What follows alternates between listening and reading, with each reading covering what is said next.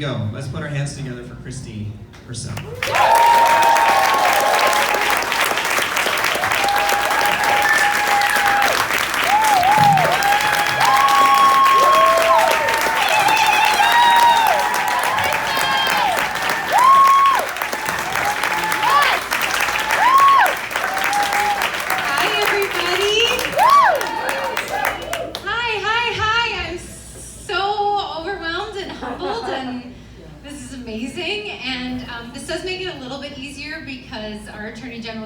Is one of my personal heroes, so at least I don't have to go after him.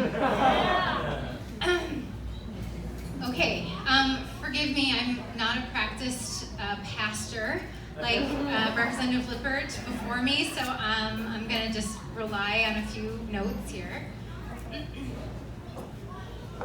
Thank you to Representative Jamie Long, thank you to Senator Murphy, thank you to Representative Lippert, thank you to my partner in crime, partner for good in this term of working really, really hard for us to keep the Minnesota House and to flip the Minnesota Senate. Clarice Gravo, thank you. And I love all of those people, but I also love all of you. So thank you for coming here tonight on a Monday night. I'm so grateful, and as I mentioned, a little overwhelmed. Okay, so my mom was a high school speech teacher, and she's in the room, so no pressure on this performance tonight.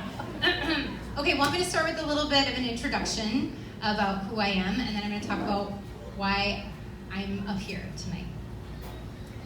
So my name is Kristi Pursell. I'm a community organizer, an environmental advocate, and a nonprofit director. My spouse, Michael, and I moved to this wonderful community almost 7.5 years ago when Henry was 2 years old and Franklin was just 8 weeks old. I took a job at a nonprofit then called Cannon River Watershed Partnership. The woman who hired me is also here, so we have her to thank or blame. And so my husband could raise flowers, not on a parking lot as we were doing in Minneapolis. Last week, 1 week ago today, I was endorsed as the DFL candidate for 58A.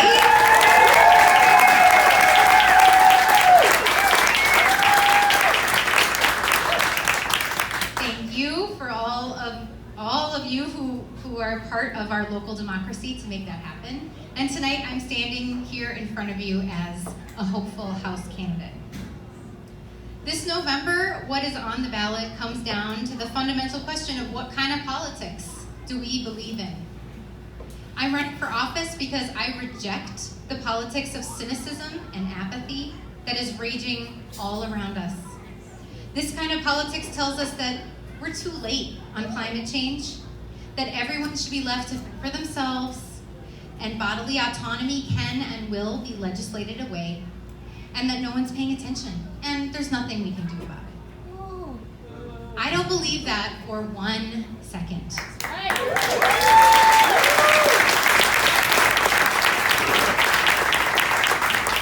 I'm standing up here because I believe in hope.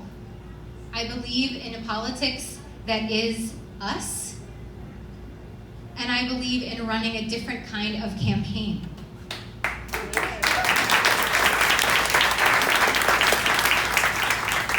So many people hurting, and I want more than anything to be one of the helpers. We all need a little help, and that's okay. That's human. We might have to take a family member to the emergency room. We might need money for groceries or rent or tuition to get us through a difficult time. We might need resources to get our small business off the ground or to access mental health professionals when we're struggling. Like so many of you, my family has faced these challenges. Sometimes we got the help we needed when we needed it, and sometimes we didn't. But I want to live in a state that takes care of people at those toughest moments in their lives. Yes.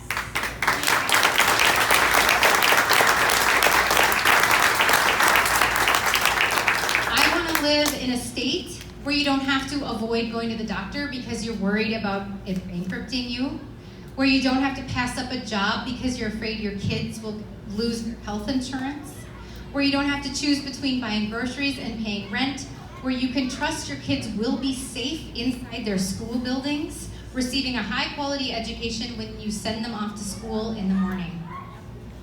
If the great project of democracy is going to pull through this difficult time, we need to remember that the government is us. Yes. And it is a tool,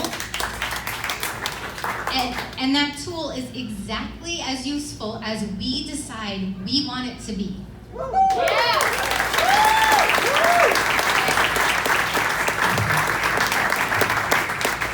And I think you're here tonight because, like me, you believe in our collective power to do it. I'm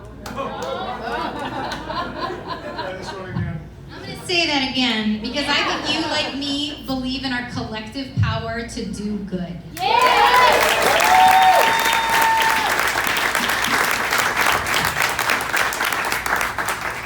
My family has struggled, but we have also been so fortunate. There are far too many Minnesotans who are slipping through the cracks of the system, and they deserve to thrive as much as anyone. The politics of cynicism, selfishness, and apathy would tell you that these families can't be helped or first need to help themselves, but I'm here because I believe we are all at our best when we help each other, no matter zip code, religion, age, skin color, who we love, or our gender.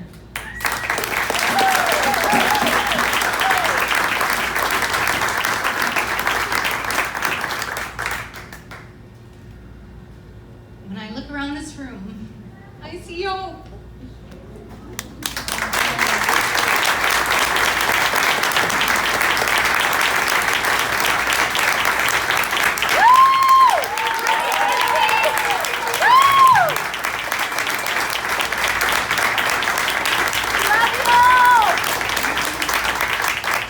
I see hope and compassion. I see power. I see possibility. And I'm only up here because I can only do this with all of you. I only want to do this with all of you. Yes. Yes.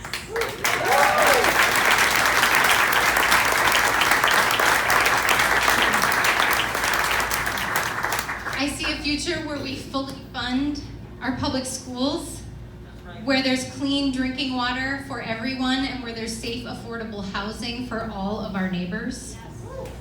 And in order to make this vision a reality, I'm going to ask you to do two things. What are they? Got a couple politicians in the room, folks. First, I'm going to ask you to contribute your very precious time. This is a people-powered grassroots campaign, and it can only be that way with all of us chipping in. Please, sign up for a door knock, sign up for phone banking, sign up for conversations with your neighbors, and we need to bring our whole selves to this process. Our whole selves who might cry in front of a room of her favorite people. Our whole selves who show up imperfectly, but with compassion and with love. And I invite you to bring your whole self. I am worried about DFLers this fall.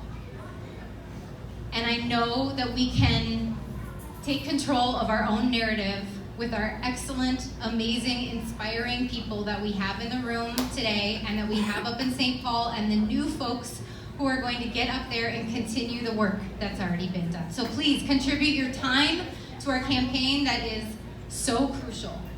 The second ask I'm making of you tonight is to make a financial contribution. People-centered politics is about making investments in the bright collective future that we deserve. And that investment starts with us. I want you to dig deep. I want you to give an amount that's meaningful for you so we can make that future a reality. I believe in us.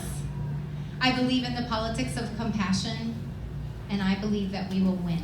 Yes. Thank you.